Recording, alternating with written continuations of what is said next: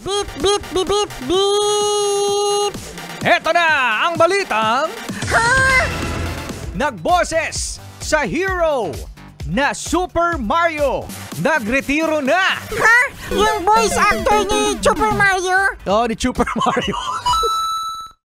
Ha?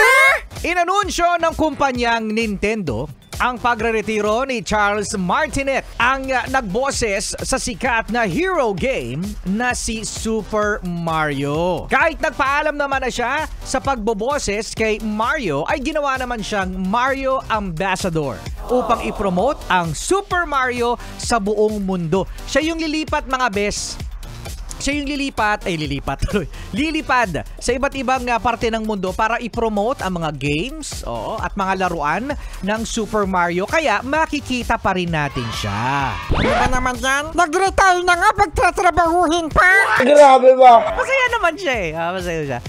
Dahil may susunod na i-release na game ang Super Mario, ay hindi na siya ang magboboses dito. Binusesan niya rin, mga bes, ang kapatid ni Mario na si Luigi. Napaka-talented naman nito. Talentado pala yan. Talentado ka. At ang counterpart nito na sina Wario at Waluigi. Ang mga fans naman ng Super Mario ay nagbigay pugay at nagpasalamat kay Martinet at sinabi nila na forever Mario siya. Yan. Hanggang ngayon, mga bes, ay hindi pa inaanunsyo kung sino ang susunod na magboboses kay Super Mario. Ay, meron akong chance. Ay, may chance si Marcia na makapasok. Mamaya mag-sample tayo, Marcia, na. Mag-sample ka. Para sa iba pang mga balitang nakaka... Ha? Bisitahin lang ang fresh na yesthebest.com.ph. Yun nga, no? So, hindi pa inaanunsyo, mga bes, kung sino ang susunod na magboboses sa Super Mario. Kasi imagine, mga bes, ano? Ha?